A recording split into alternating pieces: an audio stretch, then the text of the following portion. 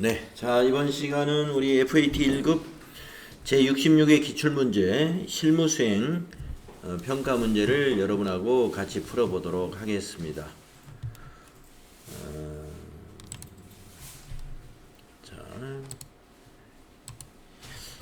출제된 회사는 주식회사 K푸드이고요.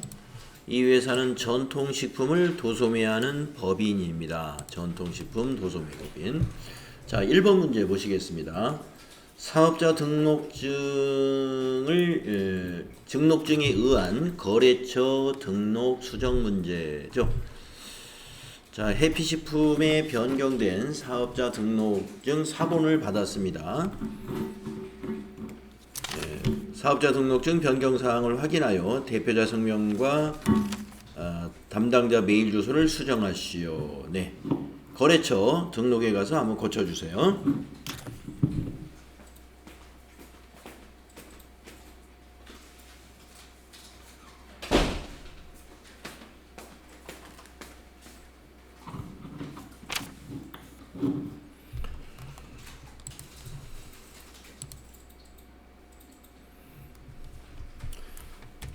컨트롤 F 해가지고 해피를 빨리 찾을 수가 있죠. 그래서 해피 식품의 대표자 명 이영채를 홍수빈으로 고치고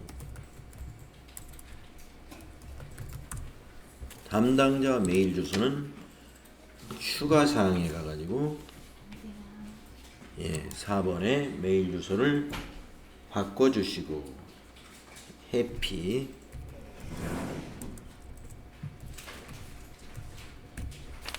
그리고 뒤에 있는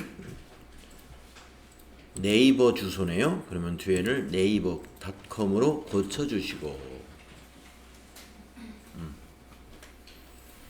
네, 그래서 추가 사항에서 담당자 메일 수정하시고 기본 사항에서 대표자 이름 바꿔주시면 되겠습니다. 다음 문제로 가보겠습니다.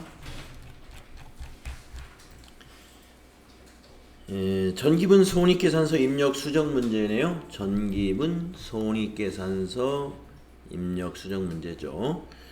자, 그리고 평가 문제 한번 읽어보면은요.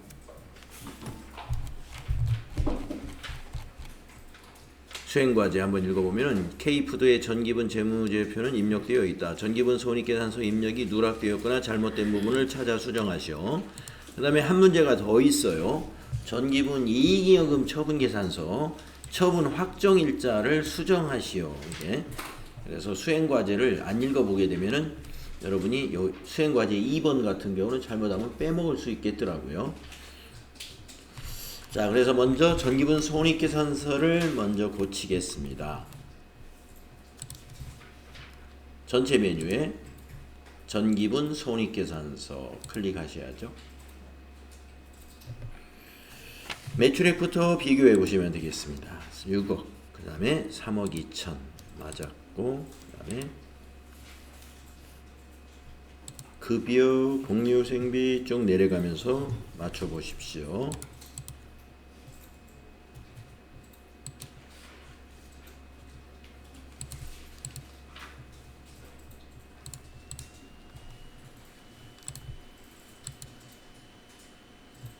광고 선전비가 빠진 것 같습니다. 밑에다가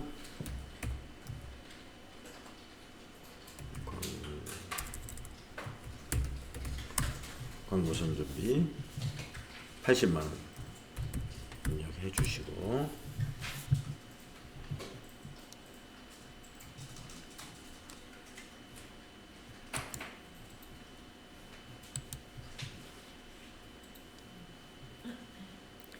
이자 비용이 잘못된 것 같습니다.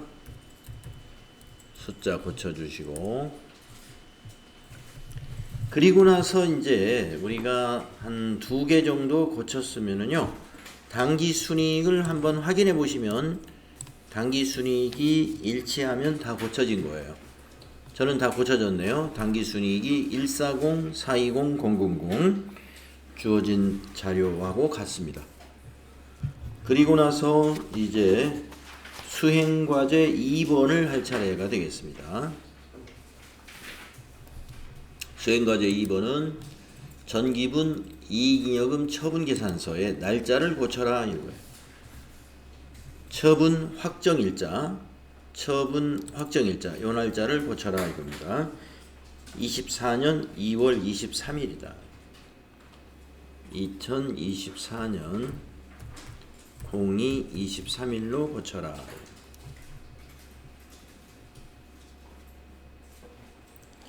네, 그러면 이제 수행과제가 끝났습니다.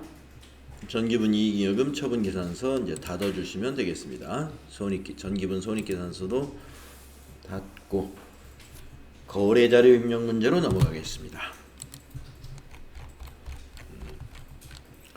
그래서 여기 수행과제를 꼭 읽어보고 가야 된다는 거 여러분 아시겠죠?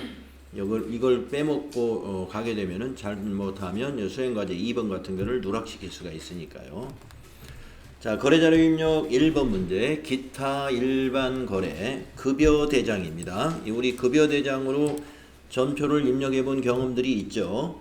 자, 자료 설명 1월 25일이고요. 영업부 1월분 급여를 신한은행 보통예금 계좌에서 이체하여 지급하였다.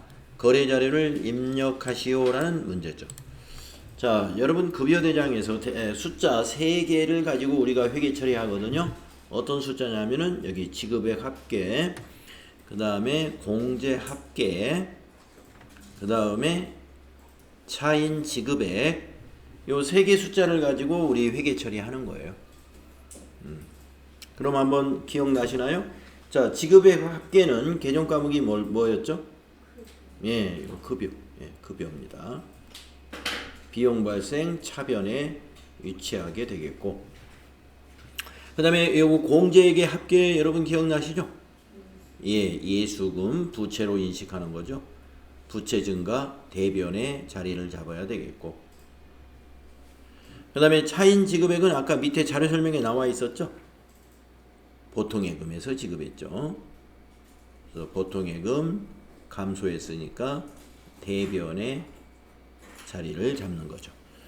그래서 몇 월분 급여대장이다 라는 자료가 주어지면은요, 그 급여대장에서 숫자 3개를 가지고 회계 처리해 주시면 돼요.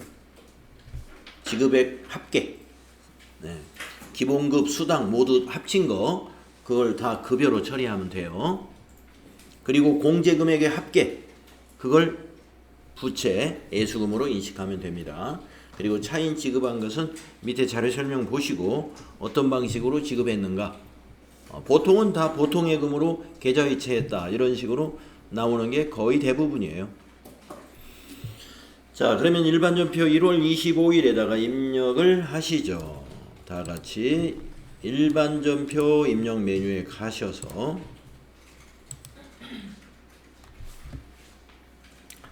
1월 25일 입력하시고 차변에 급여 800번대 급여 320만원, 대변에 예수금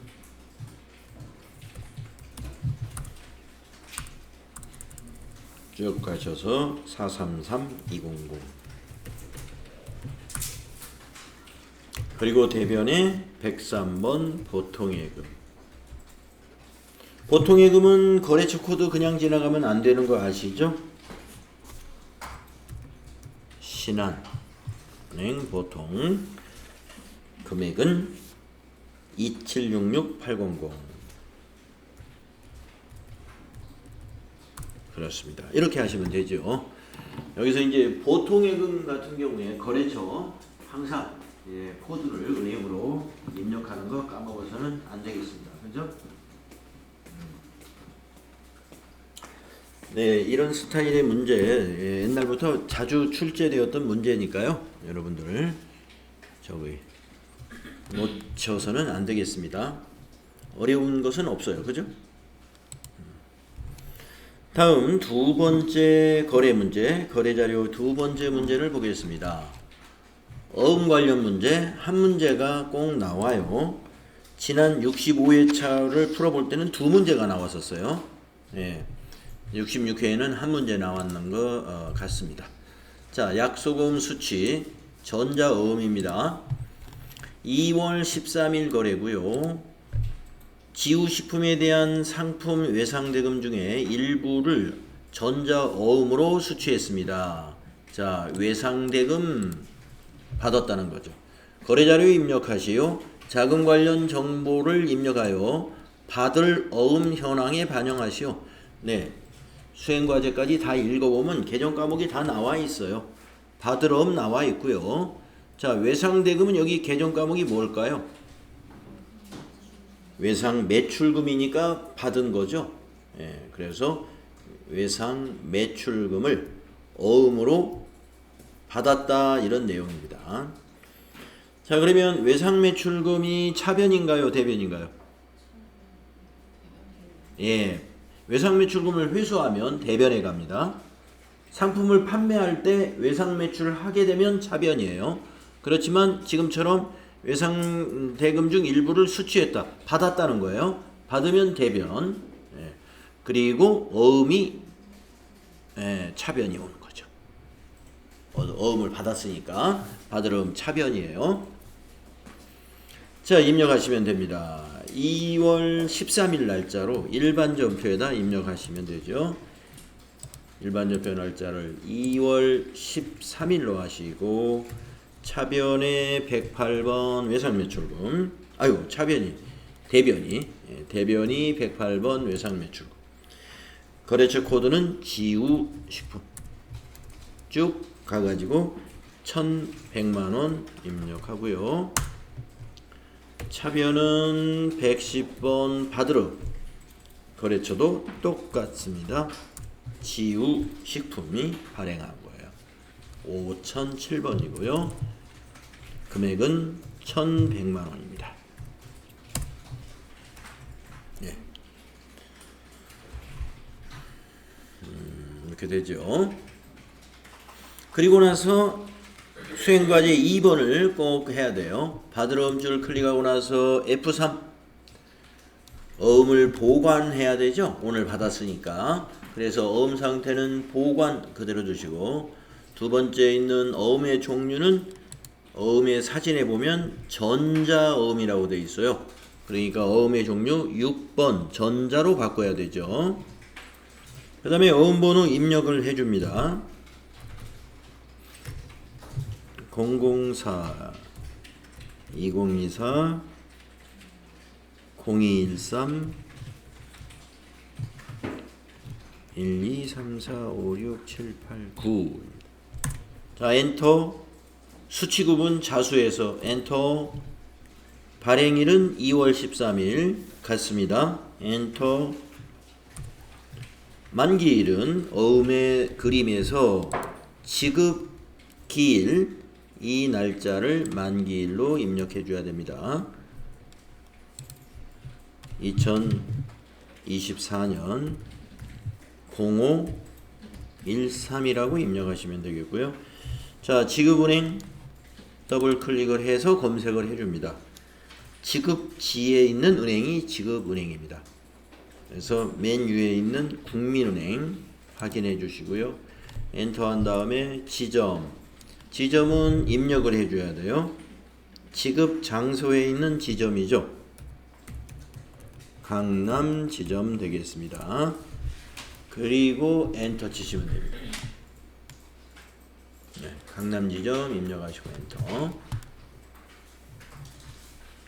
네, 그래서 어음을 보관하는, 즉 어음을 받았을 때, 차변에 받을 어음이 왔을 때 말이죠. 이와 같이 입력사항이 상당히 많아요. 어음 종류 전자로 바꿔주고, 어음 번호, 그리고 발행일, 만기일, 지급은행, 지점까지 입력할 사항이 상당히 많습니다. 자, 다음 문제로 넘어가 보겠습니다. 세 번째 문제는 무슨 문제인가요?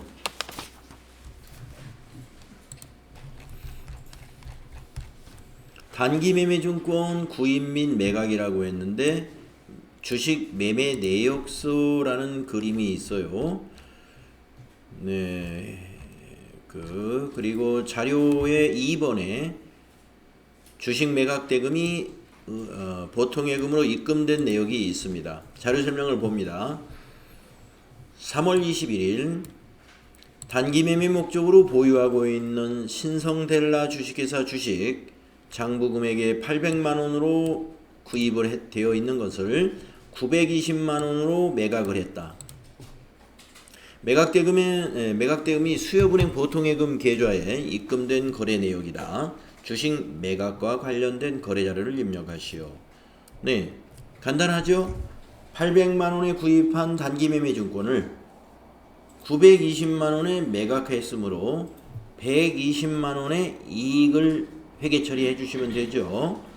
그래서 대변의 단기 매매 증권은 요만큼 800만 원 감소시키고요. 매각 대금이 전부 보통예금 계좌로 들어왔으니까 차변의 보통예금으로 920만 원 입금 잡아주고요. 그 차액을 대변에다가 120만 원이 단기 매매 증권 처분 이익이 되겠습니다. 네, 자료 설명을 잘 읽어보시게 되면은 사실상 여기에 있는 이 그림은 여러분이 매도 금액 920만 원 요거 하나 보는 건데 이 그림에서 여러분이 더 많은 정보를 찾으려고 시간을 낭비할 필요가 없는 거죠. 그래서 여러분 시험에 임하실 때는 증빙을 물론 보는 건 봐야 되겠습니다만은 그거보다 더 중요한 것은 자료 설명과 수행 과제를 먼저 읽어보시고 여기에서 파악되지 않은 내용을 위에 가서 증빙해서 추가로 파악할 때만 증빙을 보시면 돼요. 처음부터 증빙을 보면서 뭔가 거기서 찾으려고 할 필요는 없다. 먼저 자료 설명과 수행 과제를 읽고 그 다음에 증빙해서 추가적인 내용만 확인하시면 되겠습니다. 네, 정리되셨죠? 자, 3월 21일 일반 전표에다 입력을 하는 거예요. 네, 차변의 103번 보통예금 수협 코드의 수협은행 보통 920만 원 대변이 단기매매증권 107번이죠. 700만원에 아니요 800만원에 매입했던 거예요. 그리고 대변이 단기매매증권 처분이익이다. 처분 이익이라고 안 되어 있고 처분 이익이라고 되어 있는 906번입니다. 120만. 네, 이렇게 하시면 되죠.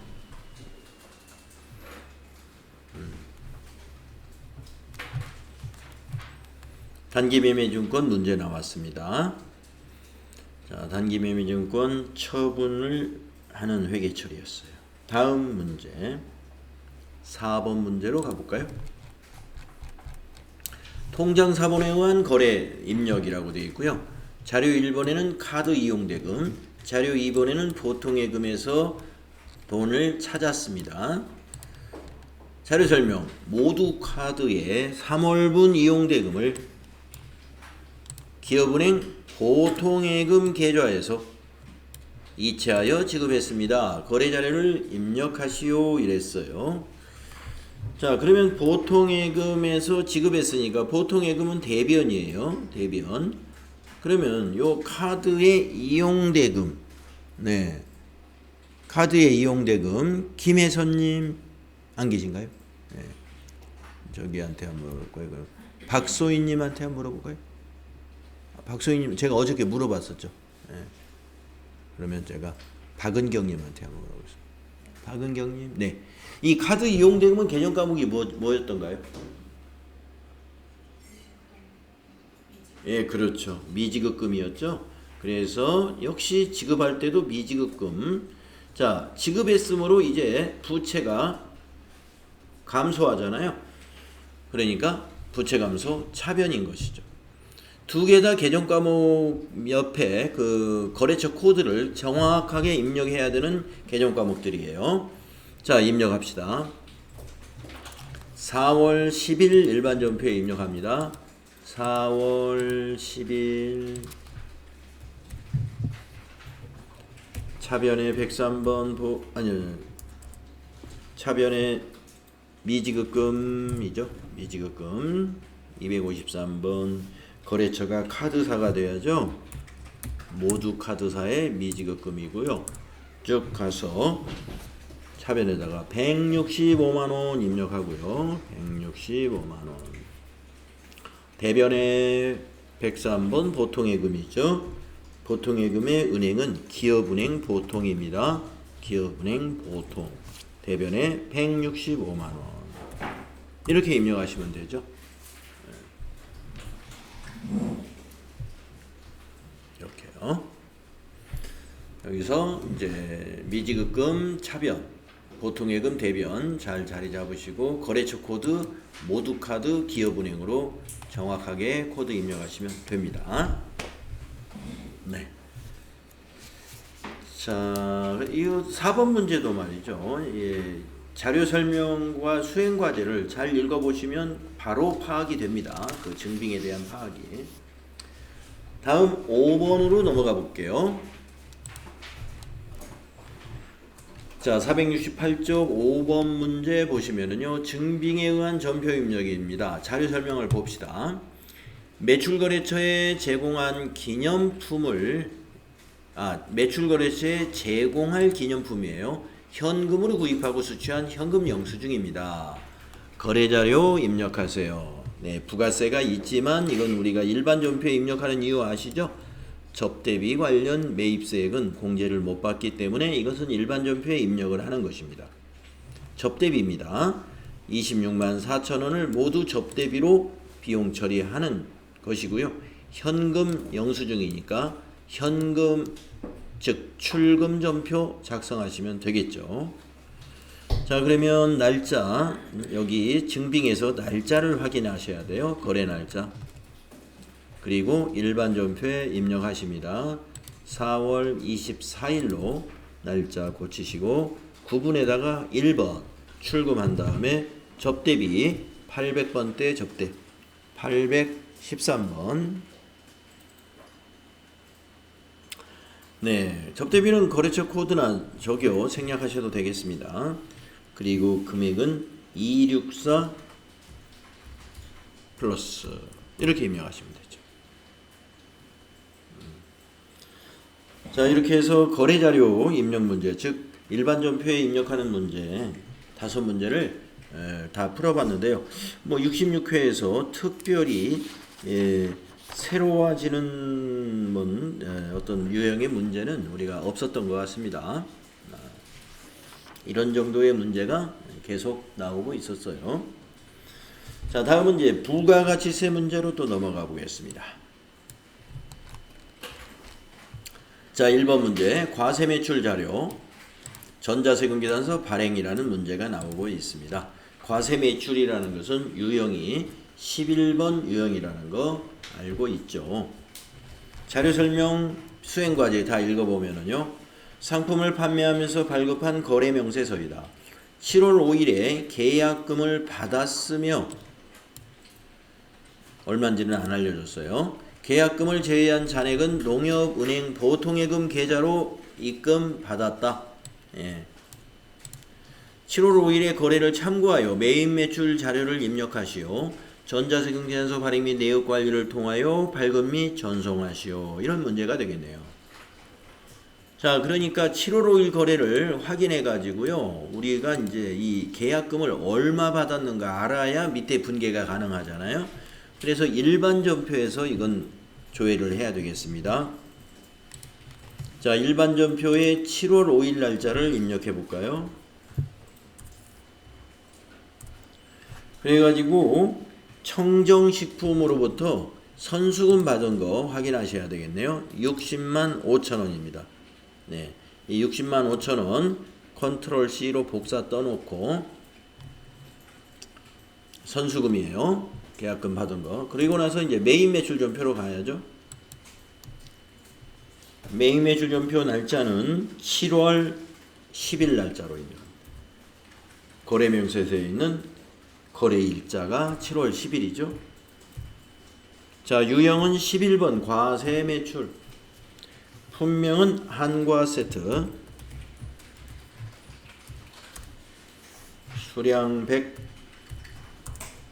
단가 55,000원 이런 식으로요. 입력하시면 돼요.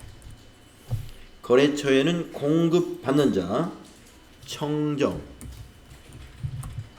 식품이 되는 거고요. 전자세금란은 우리가 발행해야 될 때는 비워두는 거죠. 아시죠?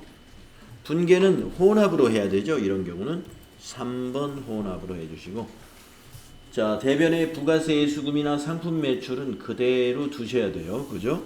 그리고 내려와 가지고 아까 복사해 온 거 있었죠? 선수금. 자, 아까 선수금은 대변에 부채로 입력되어 있었습니다. 이제 상품을 건네 주었으므로 부채 감소, 차변에다 입력합니다. 3번 차변 선수 259번이죠. 컨트롤 V 아까 605,000원 복사해온 거 여기다 입력해 주시고, 그리고 내려와서 또 차변, 나머지는 보통예금 계좌로 입금받았다. 농협은행 보통예금 계좌라고 그 자료 설명에서 우리가 읽었죠.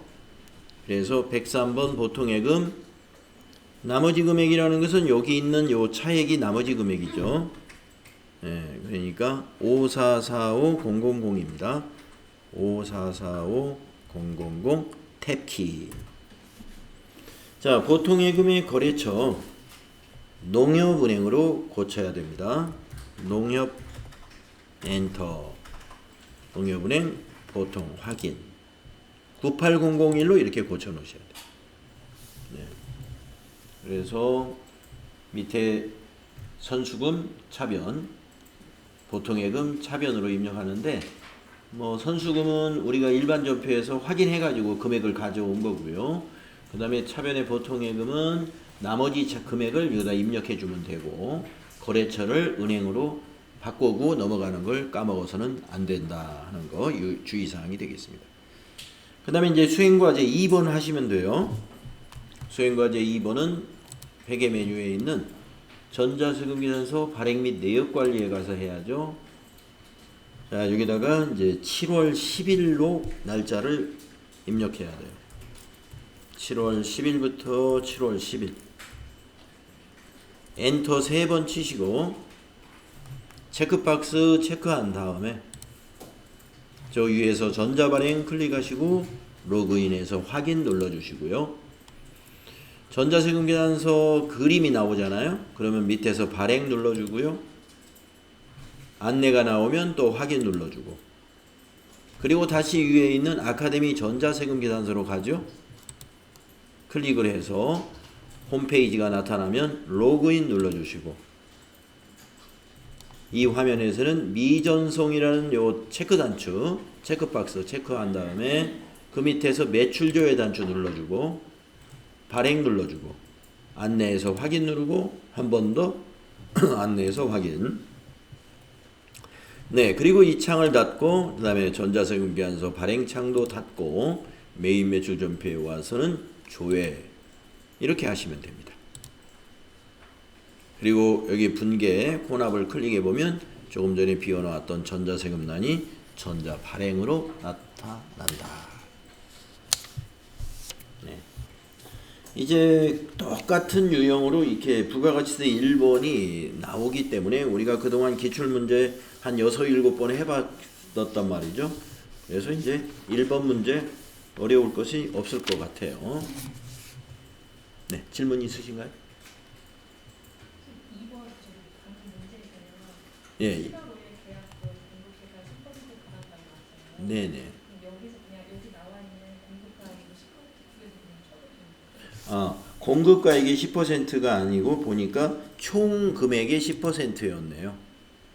예. 605,000원인 걸 보니까. 그래서 뭐 자료 설명에서 그 공급 대가의 10%를 받았으며라는 지금 이 설명이 있으니까 공급 대가의 10%는 이거 총 합계의 10%니까 가서 전표 조회 안 하고 605만 원의 10%는 60만 5천 원이다. 이걸 이제 여러분이 계산해서 선수금을 차변에 넣어주면 어떠냐 이제 이런 이야기인데요. 뭐 그것도 가능합니다. 근데 10% 계산하는 것보다는 7월 5일 일반전표에 가서 복사해 오는 게 마음이 더 편할 것 같아요. 하여튼 여러분이 편한 방법을 쓰시면 돼요. 그렇게 해도 맞아요. 네, 좋은 질문이었고요. 그러면 또 다음 문제로 넘어가 볼까요? 네. 두 번째 문제, 매출 거래이고 수정 전자세금 계산서를 발행했군요. 자료 설명을 읽겠습니다. 7월 17일 날 7월 13일에 판매한 상품 중 일부가 불량으로 반품되어 수정 전자세금 계산서를 발급하였다. 거래대금은 전액 외상 매출금과 상계하기로 하였다. 외상 매출금과 상계하기로 했다. 그러면 외상 분계하시면 됩니다. 수행과제 메인 매출 자료를 입력하시오. 전자세금 계산서 발급 및 전송은 생략하고 전자 입력으로 입력하면 된다. 이거죠. 자, 그러면 7월 17일 날짜로 입력을 하면 됩니다. 자, 메인 매출 전표 7월 17일입니다. 이것도 빨강색 세금 계산서잖아요. 유형이 11번이 돼야 됩니다. 빨강색 세금 계산서 11번. 네, 품명은 다과 세트. 수량이 마이너스죠. 반품이 들어왔으니까 마이너스 7. 단가는 5만원짜리.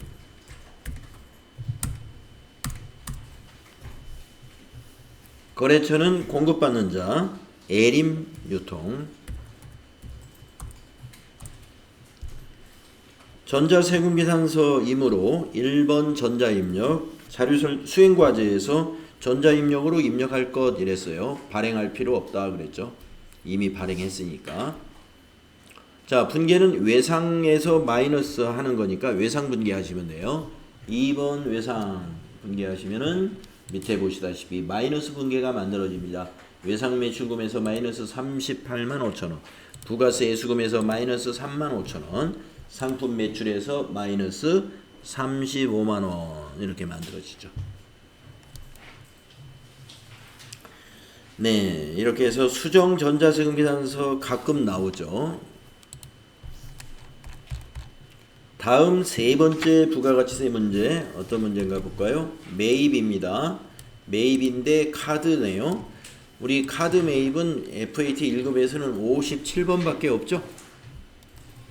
자, 자료 설명. 영업부 과장이 신상품 홍보를 위해 출장지에서 숙박비를 결제하고 받은 신용카드 매출전표이다. 매입 매출 자료를 입력하시오. 이랬습니다. 자, 출장지에서 숙박비를 법인카드로 결제했다는 것이죠. 네. 그래서 요 매입세 공제를 받아야 되고요. 받을 수 있는 거래고요. 이것이 57번 카드과세 매입입니다.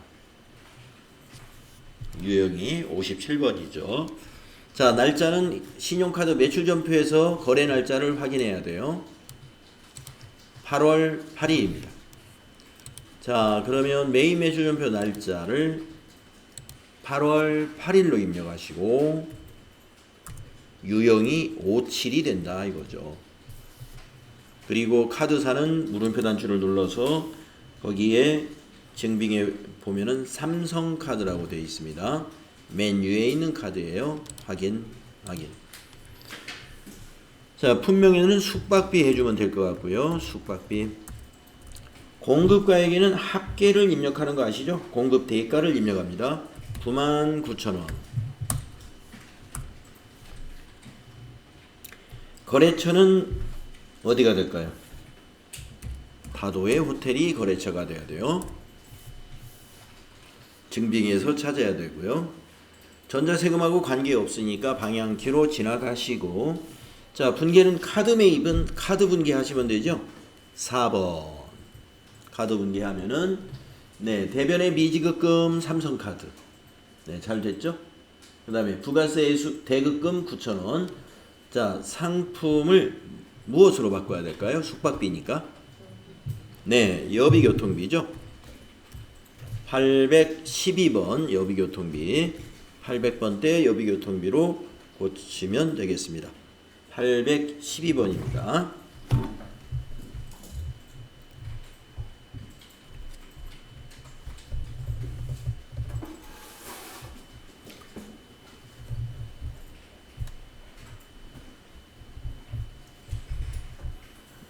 네. 그래서 57번 카드과세 매입 문제 하나 또 했고요. 다음 네 번째 문제는 매출 거래인데 증빙이 계산서입니다. 자, 빨강색 계산서죠. 13번 유형이죠. 빨강색 계산서는 13번, 파랑색 계산서는 53번. 자, 자료 설명을 보겠습니다. 면세 상품을 판매하면서 전자계산서를 발급하고 대금은 기업은행 보통예금 계좌로 받았다. 단 본거래에 한하여 과세와 면세 사업을 겸용한다고 가정할 것. 매입 매출 자료를 입력하시오. 전자계산서 거래는 전자입력으로 입력할 것. 이렇게 되어 있습니다. 자, 보통예금으로 받았고요. 상품을 판매한 거예요. 근데 면세 상품입니다. 자, 그러면 날짜는 8월 15일이죠. 매입 매출 전표 8월 15일로 날짜 고치시고, 유형은 계산서 매출은 13번. 품명은 된장 되겠고요.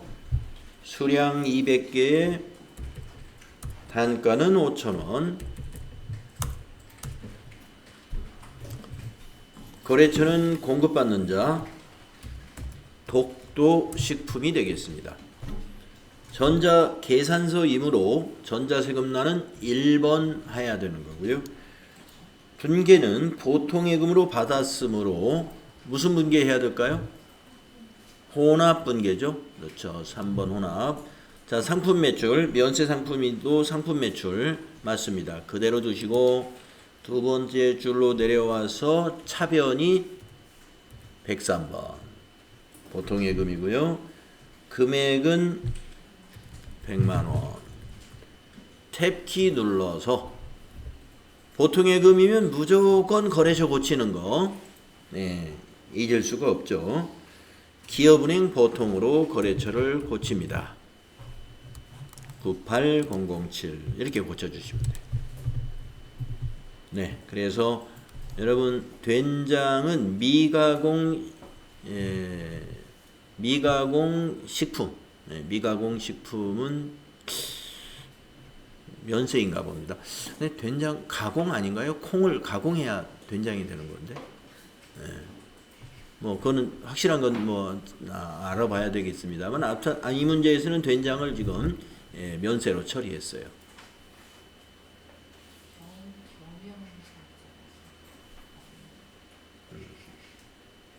자, 그래서 면세 매출 문제 하나 나왔습니다. 면세 매출 13번 유형이다. 다음 문제로 넘어가 볼게요. 매입 거래. 자, 매입 전자세금계산서입니다. 세금계산서 매입은 51이거나 54이거나 두 개 중에 하나죠. 자, 설명을 보면은요. 국제 클린 주식회사에 본사 건물 청소를 의뢰하여 실시하고 전자세금계산서를 수취했으며 대금은 9월 말일에 지급하기로 했습니다. 매입 매출 자료를 입력하시오. 전자세금계산서 거래는 전자입력으로 입력하고 건물 관리비로 회계 처리해라. 네. 우리가 만약에 건물 관리비라고 이렇게 계정 과목을 특정해 주지 않았다면은 보통 청소를 의뢰하고 청소비 지급을 해주는 것은 수수료 비용으로 처리를 하는 경우가 있습니다. 수수료 비용. 예. 일종의 용역이거든요. 용역. 우리가 어떤 용역을 제공받고 그 비용을 지출했을 때 적당한 개정 과목은 수수료 비용이에요. 예. 그러니까 뭐 법률 상담 또는 세무 신고 이런 것 등을 의뢰하고 거기에 대한 수수료를 우리가 그 용역을 제공받고 지급한 거 이거 수수료 비용으로 처리하는 게 적당합니다. 하지만 이 문제에서는 건물 관리비라고 개정 과목을 찍어줬습니다. 반드시 건물 관리비로 해야 됩니다. 그래서 매입세 공제가 가능한 건이죠. 그러므로 51번 유형으로 입력을 하면 됩니다. 작성일자는 9월 1일 날입니다. 세금계산서에 9월 1일로 매입매출전표 날짜 입력하시고 유형은 51번 유형이 되고요. 품명은 건물청소비,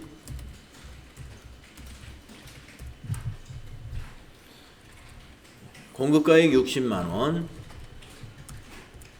거래처는 공급자, 국제 클린, 전자세금계산서이므로 1번 하시고요. 대금은 9월 말에 지급하기로 했습니다. 혼합으로 선택해 주시고요. 자, 상품을 이제 건물 관리비로 고쳐야죠. 건물 관리비 837번 있네요. 자, 내려와서 대변에 송소영님, 우리가 요 대변을 어떤 개정 과목으로 처리해야 될까요? 예, 그렇죠. 9월 말에 지급하기로 했다 해서 미지급금 부채로 인식하죠. 253번 66만원 입력하시고 탭키 눌러서 국제클린 그대로 두시면 됩니다.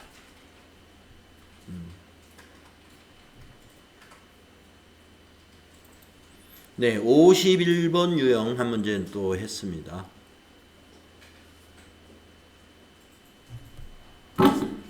51번 유형 문제였고요. 자, 그 다음에 6번째 문제는 부가가치세 마지막 문제죠. 네, 이번에도 납부 문제를 냈네요. 납부 문제를 내면 쉽죠. 간단하니까요. 자, 자료 설명을 보겠습니다. 제1기 부가가치세 확정신고 환급세액이 납부된 게 아니라 환급세액이 들어왔군요. 보통예금 계좌로 입금되었습니다. 6월 30일에 입력된 일반전표를 참고하여 환급세액에 대한 회계 처리를 하시오 이랬습니다. 자, 보통예금은 차변이 되겠죠. 맡기신 금액이니까 차변이 되겠고요.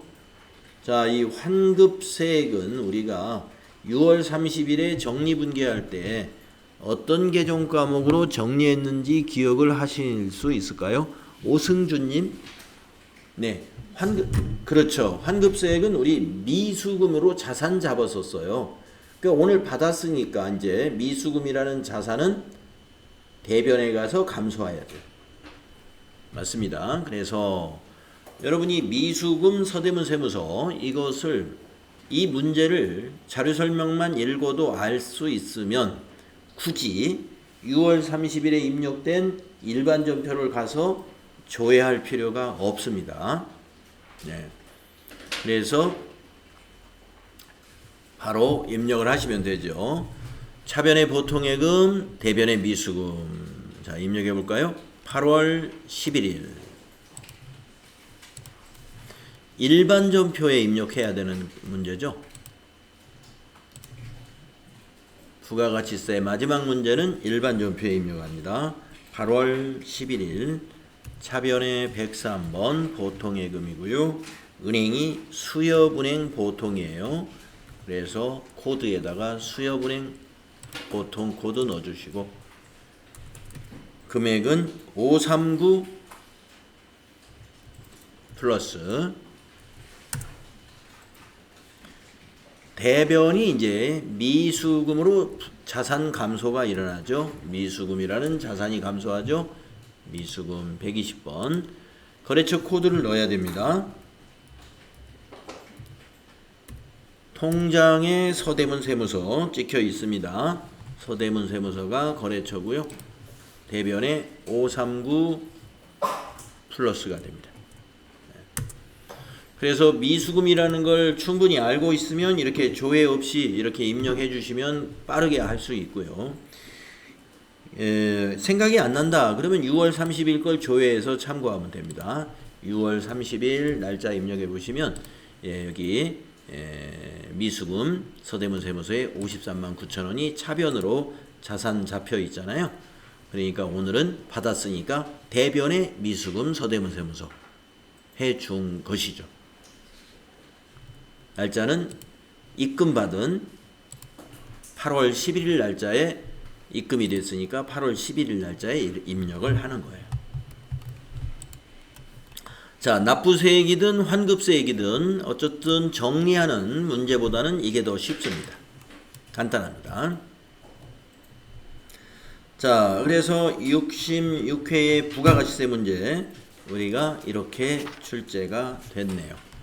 네, 마지막 문제가 환급세액이 나왔다는 게 약간 좀 특이하다면 특이한 내용이었고 나머지는 다 평범한 우리가 그동안 많이 접해봤던 그런 문제들이었어요. 자, 그 다음에 이제 결산 문제 어떤 문제가 나왔는지 보도록 하겠습니다. 결산 문제를 보면은요 수동결산 및 자동결산. 자, 1번과 2번이 결산 문제인데요. 자료 설명에 자료가 이렇게 3개가 있고 수행과제에서는 수동결산 또는 자동결산 메뉴를 이용해서 결산을 완료해라 이렇게 되어 있습니다. 자, 첫 번째 문제 소모품 정리하는 문제입니다. 구입 시 자산으로 처리했고요. 소모품의 기말 현재 자산 내역은 다음과 같다. 미사용 내역이 바로 자산 내역이죠.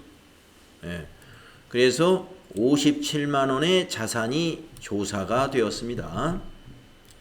그러면 이거는 그동안 소모품을 얼마가 구입되어 있는지를 확인해 가지고 57만 원을 뺀 나머지는 비용 처리하는 정리를 해야 되겠죠.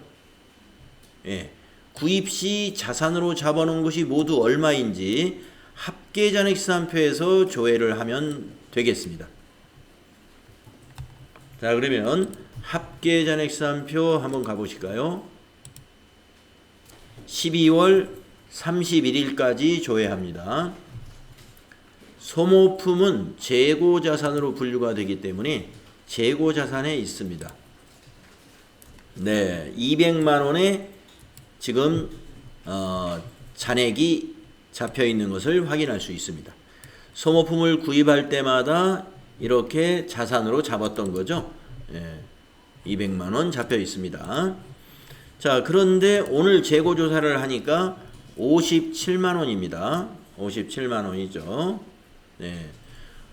그러면은 200에서 57만 원을 빼가지고 사용한 금액을 알 수가 있겠습니다. 얼마인가요?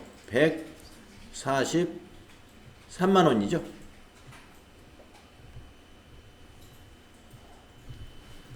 143만 원을 우리가 회계 처리해 주면 돼요. 자산으로 처리를 해준 것이 지금 200으로 잡혀 있단 말이에요. 그런데 이제 자산을 어디로 얼마만 잡아야 돼요? 57만 원만 자산 잡아야 되잖아요. 미사용 내역은 이거밖에 없으니까. 그러려면은 143만 원을 자산에서 감소시켜주고 비용 처리해야 되겠죠. 자, 일반 전표 12월 31일로 입력하시면 됩니다. 자, 일반 전표 12월 31일. 네.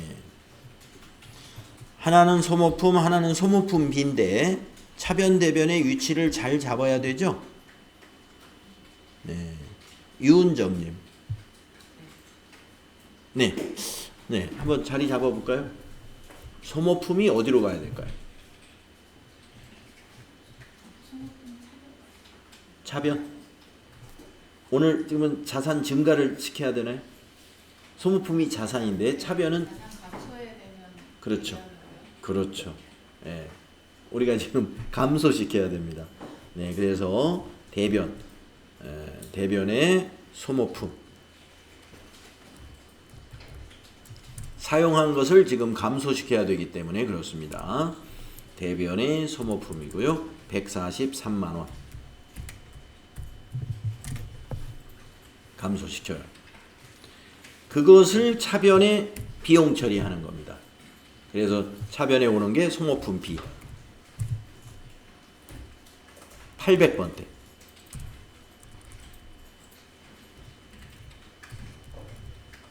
이렇게.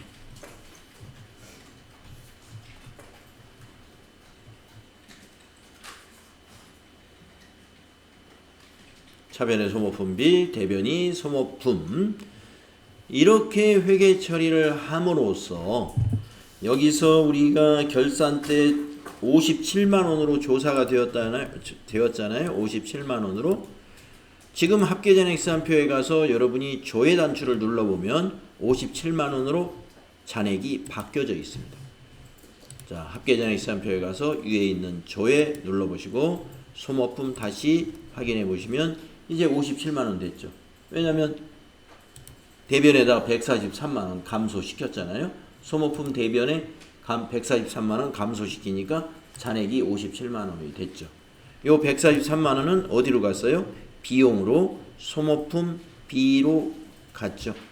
판매관리비에 소모품 B로 143만 원이 비용 처리가 됐죠. 합계잔액상표에서 결과를 우리가 확인해 볼 수 있죠.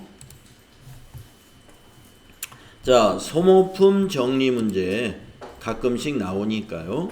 정확히 알아주셔야 되겠습니다. 소모품이 지금은 대변에 오는 경우지만 소모품이 차변에 오는 경우로 문제를 낼 때도 그게 더 많아요. 왜 그러냐면 그럴 때는 구입 시 자산으로 처리한 게 아니라 소모품 구입 시 비용으로 처리했다라고 문제를 냈을 때입니다. 소모품 구입 시 비용으로 처리했다라고 문제를 냈을 때는 재고조사를 해보니까 57만 원이더라. 그러면 요거를 자산 잡아야 돼요. 그러니까 그때는 차변의 소모품이죠. 이걸 자산 잡아야 되니까. 이 금액으로 소모품을 잡는 거예요. 그리고 대변의 소모품 B가 됩니다. 그런데 이 문제는 대변의 소모품이었단 말이에요. 왜 그러느냐? 지금 구입할 때 전부 자산으로 잡았어요. 그러니까 구입할 때 소모품으로 잡아놓은 거예요. 근데 우리가 소모품이라는 건 수시로 사용을 하잖아요. 사용한 것을 결산 때는 비용 처리해 줘야 돼요. 그러니까 사용한 걸 비용 처리하려면 차변이 소모품 B가 되고 대변이 소모품 자산 감소를 시켜야 되는 거예요. 네. 그러나 이렇게 문제를 내는 것이 아니라 여기에 반대로 문제를 내는 게 더 아마 횟수로 보면 더 많을 거예요. 그러니까 뭐냐면은 구입할 때 비용 처리했다. 이런 스타일의 문제를 더 많이 냈다는 거죠. 그러면 구입할 때 비용 처리했다라고 하면서 용지와 문구 재고액이 57만 원이다 라고 하면은 이것을 자산 잡아야죠. 그래서 그때는 차변의 소모품 57만 원, 대변의 소모품 B 57만 원. 이렇게 하는 것이.